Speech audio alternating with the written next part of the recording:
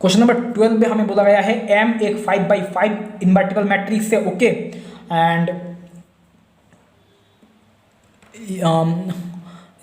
M matrix का जो entries है ना वो है सिर्फ 0 एंड 1, ओके। एंड n1m ये है, इसका मतलब है number of 1 in m, and n0m का मतलब है number of zeros in m, ठीक है। तो minimum of mod n1m minus n0m इसका वैल्यू हमें फाइंड करना होगा, ठीक है। अच्छा, तो देखो ये जो मॉड ऑफ दिस ये वैल्यू मिनिमम कब होगा, जब n1m एंड n0m इन दोनों का डिफरेंस कम होगा, ठीक है।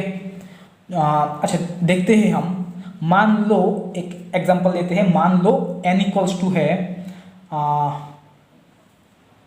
1 1 1 1 1, रो वाइज हम लिख रहे हैं 0 1 1 1 1 0 0 1 1 1 0 0 0 1 1 0 0 0 0 1, ओके।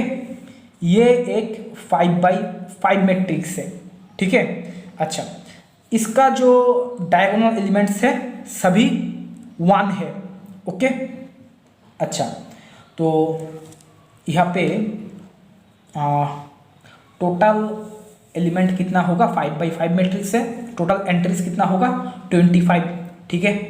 अच्छा, तो n1m क्या होगा यहाँ पे, n1m नंबर ऑफ m क्या होगा, सॉरी नंबर ऑफ 1 कितना होगा यहाँ पे। देखो डायगोनल यहाँ पे है 1 + 1 1 1 1 1, यहाँ पे 5 + 4 5 + 4 + 3 + 2 + 1, तो दिस इक्वल्स टू क्या होगा n × n + 1/2, तो 5 × 5 + 1/2, मतलब दिस इक्वल्स टू होगा 5 × 3 मतलब 15, ओके।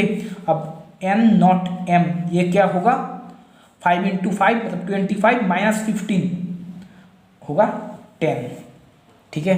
तो इन दोनों का डिफरेंस क्या मिल रहा है हमें 5, ओके। अच्छा, तो अब हम एक काम करते हैं, यहाँ पे एक काम करते हैं, क्या करेंगे इन दोनों को हम 0 कर देते हैं। अगर हम इन दोनों को 0 कर देंगे, 1 की जगह अगर हम 0 कर देंगे, तो यहाँ पे n1m क्या हो जाएगा, n1m यहाँ से 2 कम हो गया है तो होगा 13, एंड n0m 0 2 ज़्यादा हो गया है तो हो जाएगा 10 + 2 मतलब 12, ओके। एंड 13 + 12 क्या है 25, टोटल नंबर ऑफ एंट्रीज यहाँ पे है 25। तो अगर हम ये मैट्रिक्स लेंगे तो यहाँ पे हमें डिफरेंस क्या मिलेगा 1 मिलेगा, तो ये है मिनिमम वैल्यू 1, तो ऑप्शन नंबर ए जो है वो करेक्ट हो जाएगा। क्वेश्चन नंबर 13 में हमें m ये मैट्रिक्स दिया गया है, x दिया गया है ये मैट्रिक्स, ठीक है। तो हमें limit n tends to infinity पे m⁴n × x इसका वैल्यू हमें फाइंड करना होगा, ठीक है। अच्छा, m⁴n का वैल्यू क्या होगा, इसका हमें एक सीक्वेंस मिल जाएगा। तो सीक्वेंस फाइंड करने के लिए हम m के बाद m² फाइंड करेंगे। m² क्या होगा, देखो 12 1/4 0 1 × m, 12 1/4 0 1, तो दिस इंटू दिस करोगे तो क्या होगा, 12 × 12 होगा 1/4, यहाँ पे होगा 12 × 1/4 मतलब 1/8 प्लस 1/4, यहाँ पे होगा 0 0 एंड यहाँ पे होगा 1, ओके। अच्छा, अब देखो m³ क्या होगा, m² × m, तो m है 12 1/4 0 1, m² है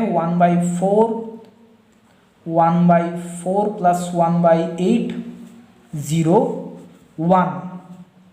अच्छा, दिस इक्वल्स टू क्या होगा, हाफ इंटू 1/4 मतलब 1/8, हाफ इंटू 1/4 प्लस 1/8, तो हाफ इंटू 1/4 होगा 1/8 प्लस हाफ इंटू 1/8 होगा 1/16 प्लस हाफ इंटू 1/4।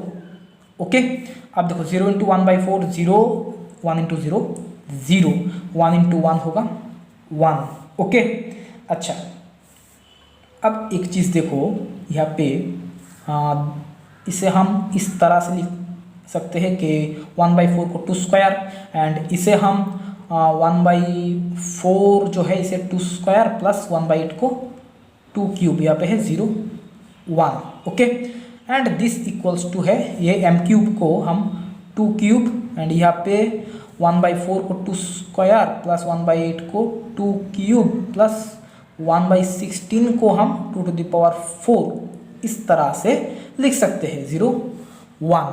ओके, अच्छा अब देखो जब तो m to the power n इसका वैल्यू क्या होगा, देखो 0 1 0 1 ये फिक्स्ड है, तो 0 1। ओके, जब पावर 2 हो रहा है तो 1/2 स्क्वायर, जब पावर 3 हो रहा है 1/2 क्यूब, तो पावर n होगा तब 1/2 टू द पावर n।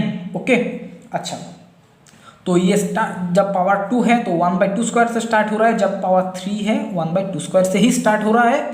तो अच्छा, तो ये जब पावर n होगा तब कहाँ से स्टार्ट होगा, हाँ 1/2 स्क्वायर 2 स्क्वायर से ही स्टार्ट होगा, 1/2 square plus 1/2 cube plus 1/2 to the power 4 plus up to 1/2 to the power कहाँ तक जाएगा, जब पावर 2 है तब 3 पे जा रहा है, जब पावर 3 है तब 4 पे जा रहा है, जब पावर n होगा तब n+1 तक जाएगा।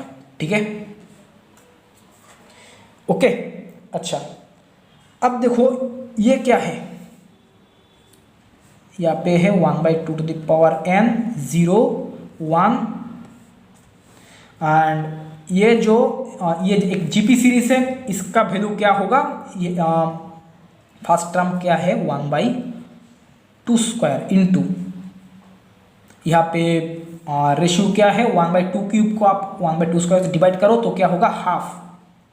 Okay, half to the power क्या आएगा, यहाँ पे कितने टोटल कितने टर्म्स है, 2 से स्टार्ट करके n+1 तक है। ठीक है, तो यहाँ पे n टर्म्स है, half to the power n -1/1।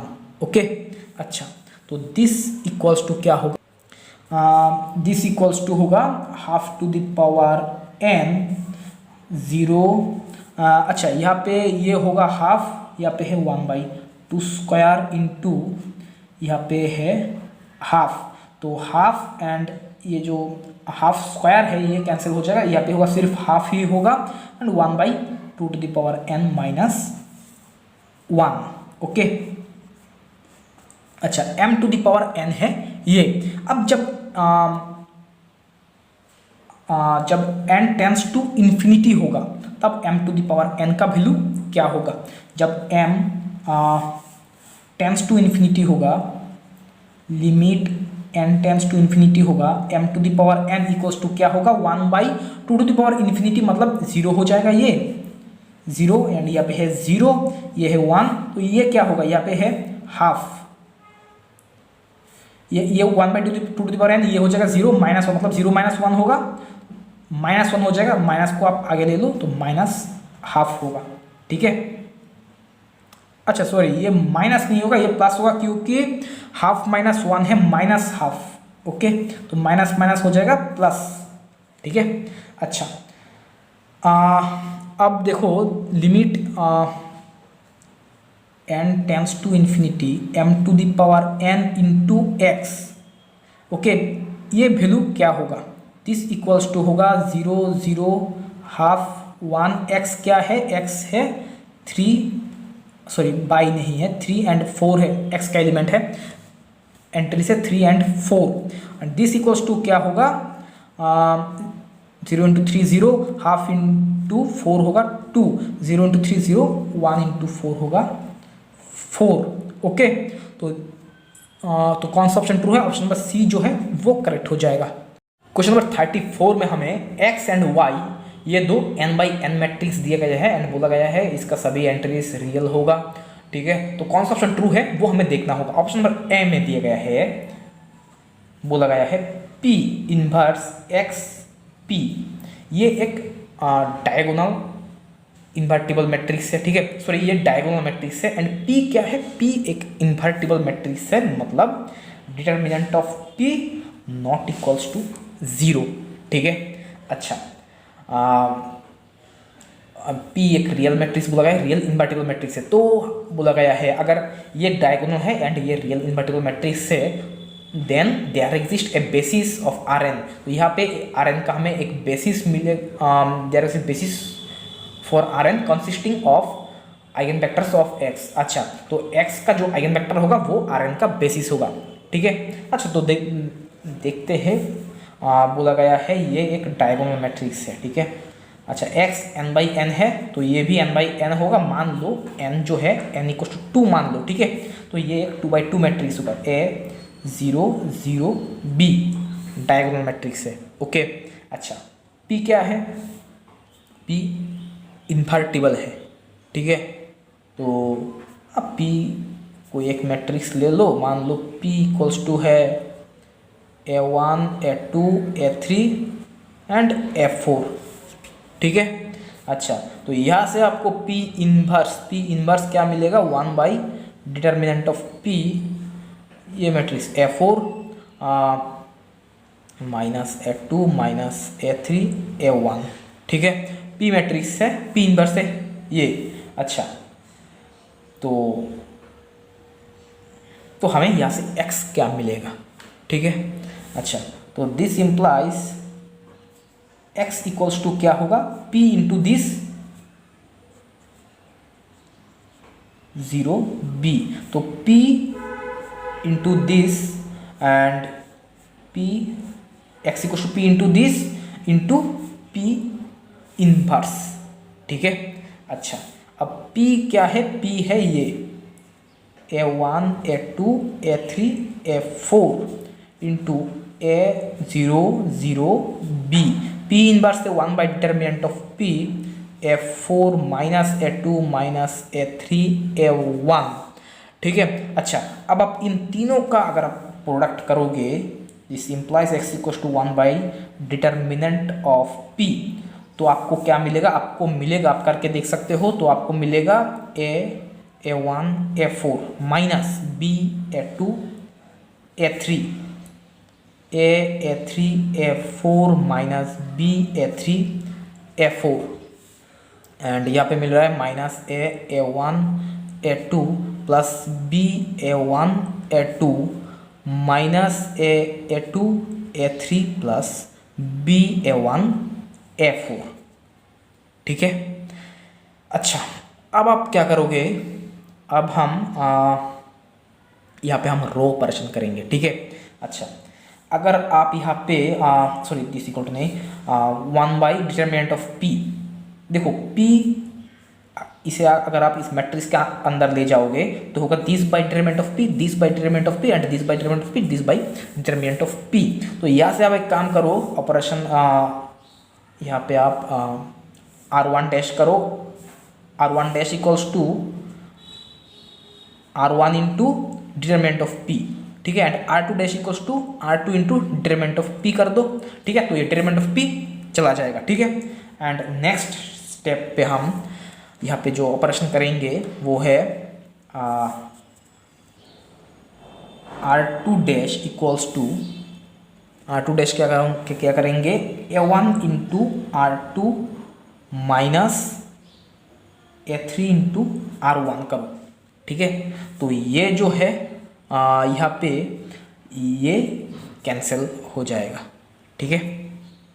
And इसके साथ ये भी कैंसिल हो जाएगा, तो यहाँ पे हमें मिलेगा a1 a4 minus b a2 a3 minus a1 a2 plus b a1 a2 and यहाँ पे हमें मिलेगा b a2 a3 minus a1 a4 into a3 and यहाँ पे b a1 into A4 A1 minus A2 A3।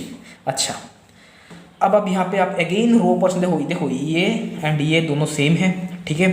तो यहाँ पे आप अगेन रो ऑपरेशन करो कि R2 dash equals to R2 by B into A2 A3 minus A1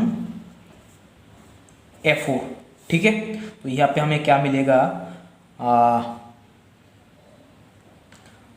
A1 A4 minus B A2 A3। अच्छा, यहाँ से हम A1 A2 को कॉमन लेते हैं तो हमें क्या मिलेगा, B minus A into A1 A2। तो यहाँ से अगर हम इसे डिवाइड कर देंगे तो हमें मिलेगा B इंटू A3 एंड यहाँ से माइनस बाहर आएगा माइनस A1 इंटू B। अच्छा, हमने B को भी डिवाइड किया तो B भी चला जाएगा, ठीक है। अच्छा, अब देखो यहाँ पे हम जो नेक्स्ट ऑपरेशन यूज़ करेंगे वो है, अब यहाँ पे आप नेक्स्ट ऑपरेशन यूज़ करो R2 dash equals to R2 into B into A2 plus R1 करोगे तो यहाँ पे आपको मिलेगा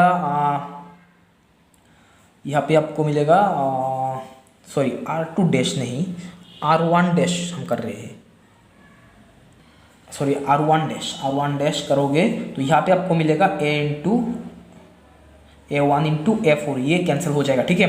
एंड यहाँ पे होगा A3 and minus A1 and यहाँ पे क्या होगा, यहाँ पे होगा minus A into A1 into A2, ठीक है। अच्छा, अब आप यहाँ पे R1 डैश करो, R1 अगेन करो, यहाँ पे आप अगेन रो ऑपरेशन करो, R1 dash equals to R1 by A into A1 करो तो यहाँ पे आपको मिलेगा A4 minus A2 A3 minus A1, ठीक है।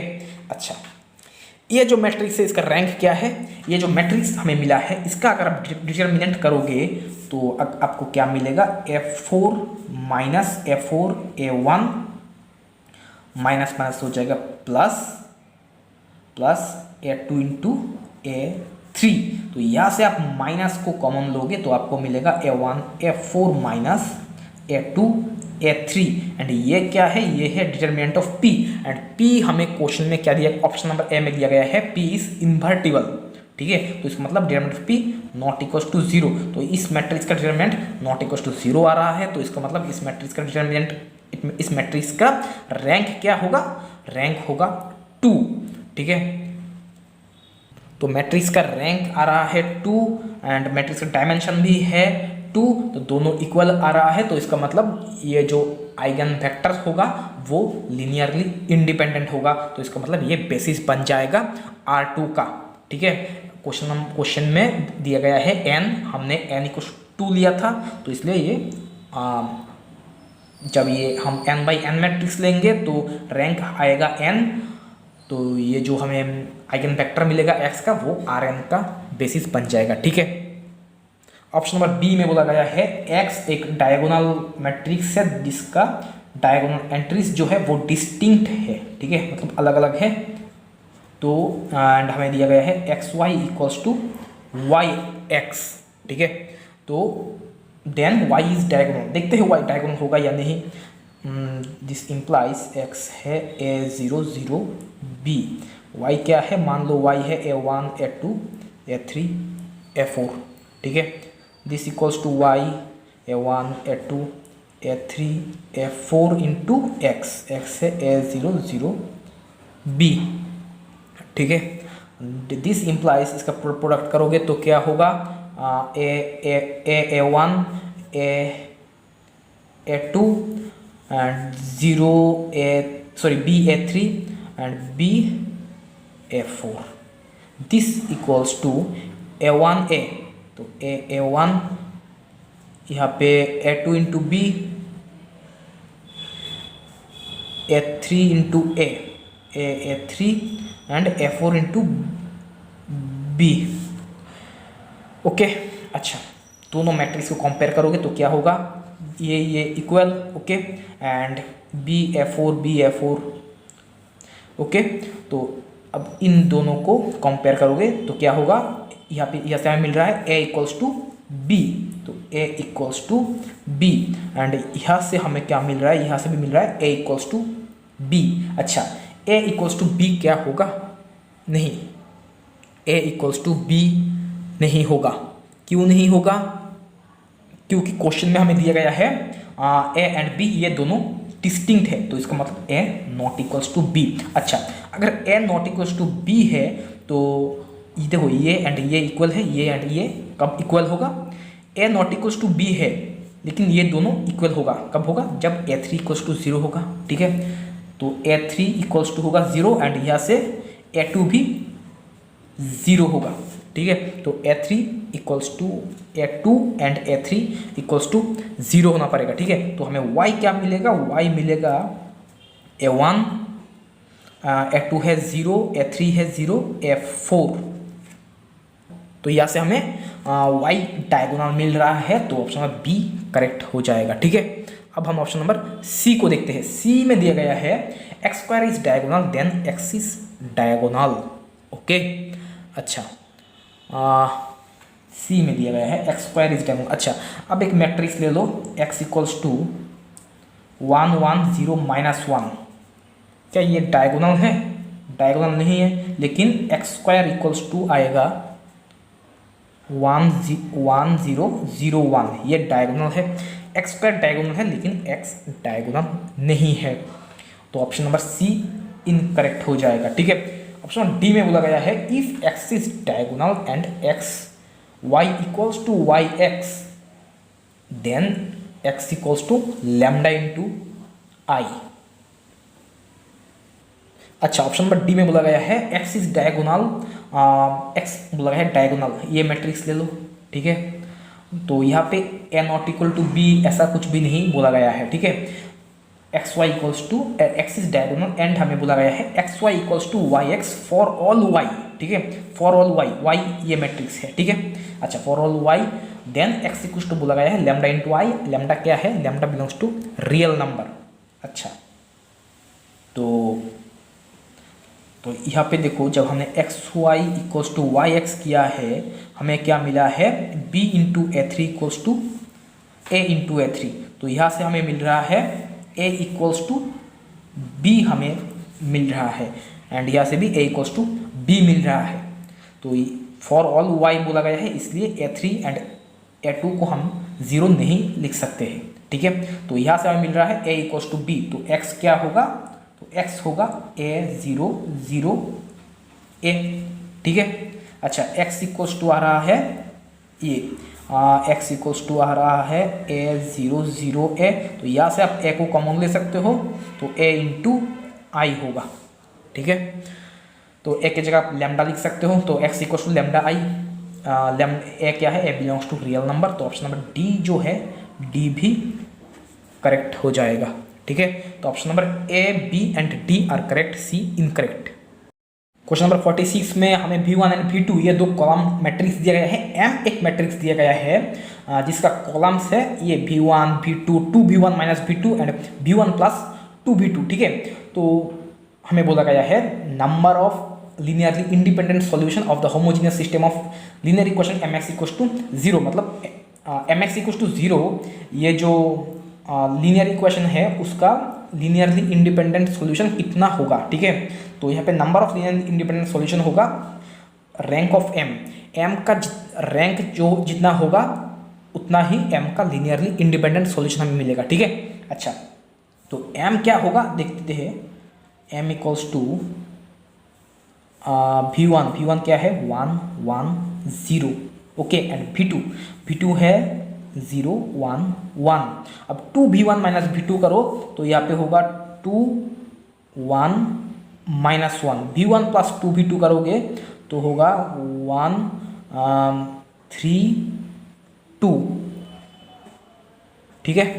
अच्छा, अब आप यहाँ पे रो ऑपरेशन करोगे तो आपको क्या मिलेगा, यहाँ पे हम रो ऑपरेशन करेंगे R2 dash equals to R2 minus R1, ठीक है।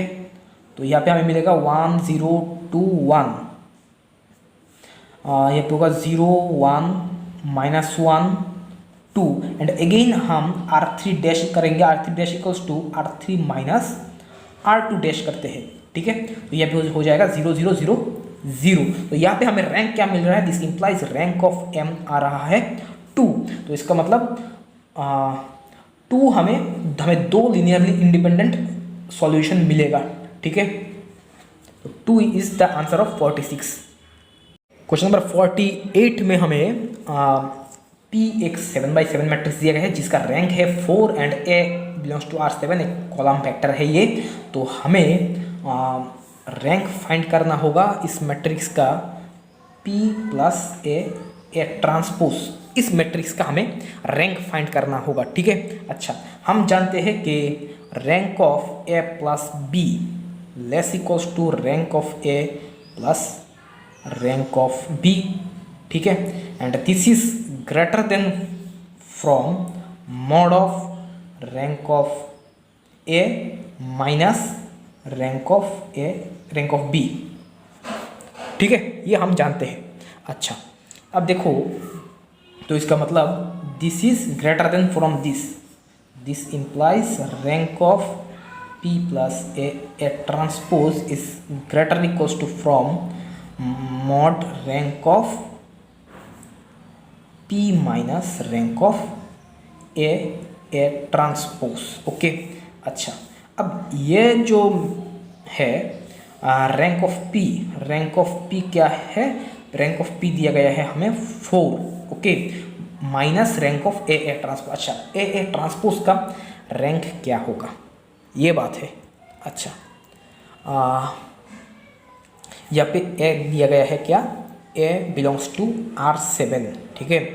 मतलब A एक 7/1 मैट्रिक्स है, ये कॉलम फैक्टर है, तो ये एक 7/1 मैट्रिक्स है, ओके। अच्छा, अगर ये 7/1 मैट्रिक्स है, अच्छा मैं एक काम करता हूँ, इसे 7 इतना बड़ा ना लेके, मान लो ये A बिलोंग्स टू मान लो R3 ही ले लो, ठीक है। जब A बिलोंग्स टू R3 होगा, A एक 3/1 मैट्रिक्स होगा, तो मान लो A इक्वल्स टू है ये A1 A2 A3 है, ठीक है।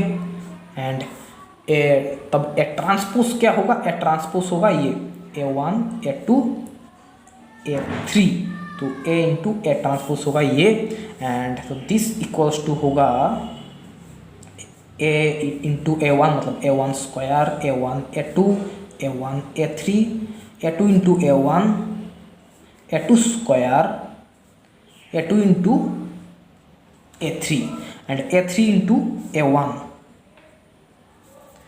And A3 into A2 A3 square, ठीक है।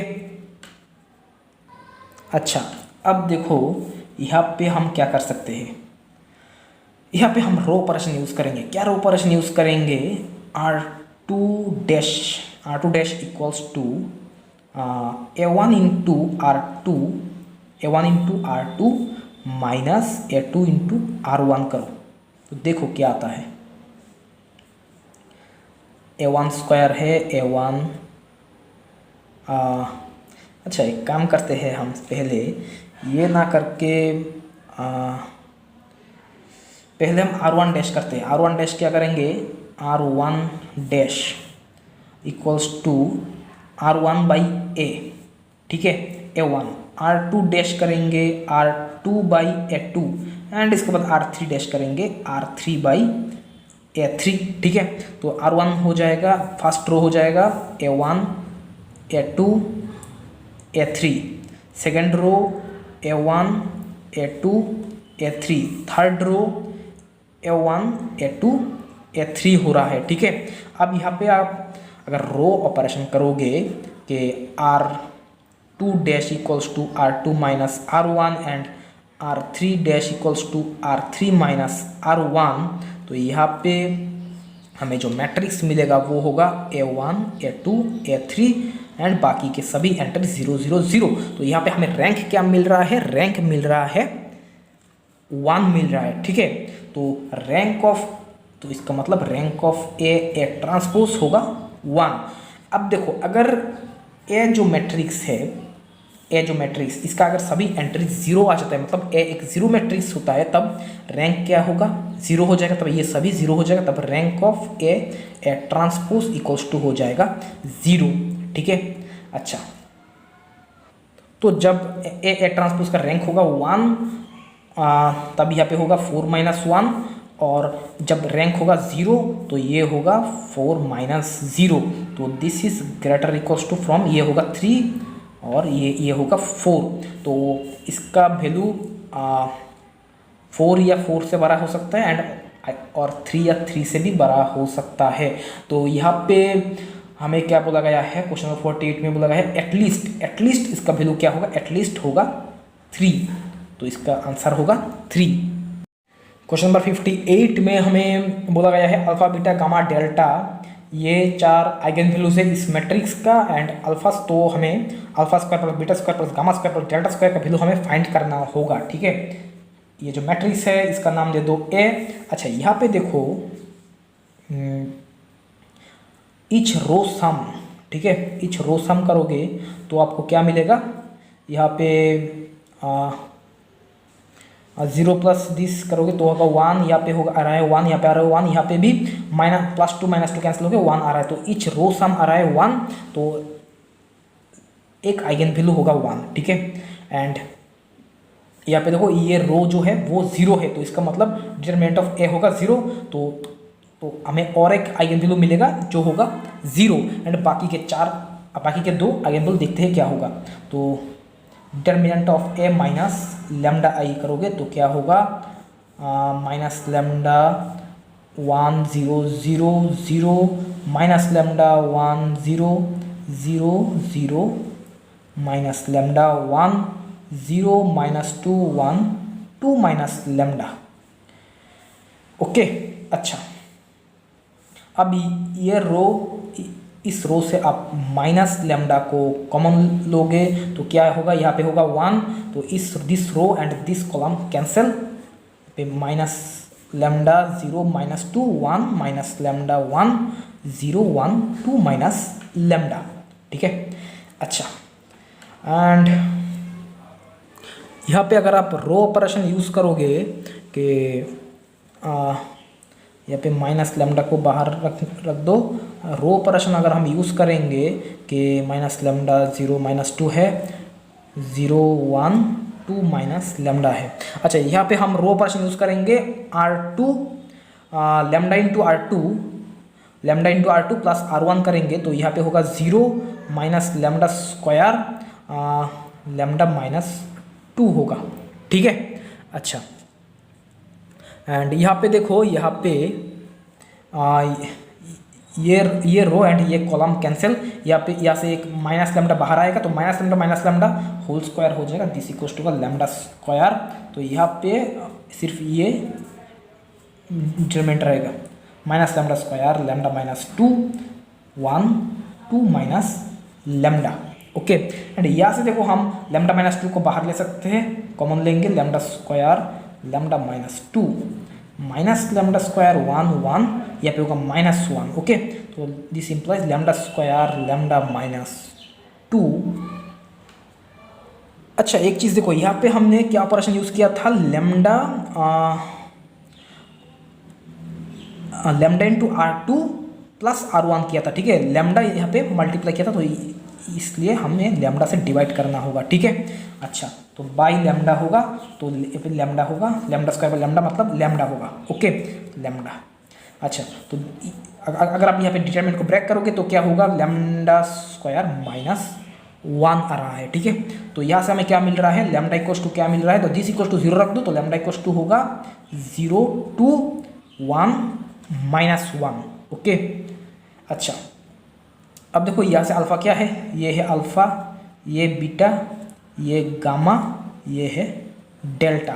तो alpha square plus beta square plus gamma square plus delta square क्या होगा, 0 + 4 + 1 + 1 4 + 5 + 6, ओके। तो दिस इक्वल्स टू होगा 6।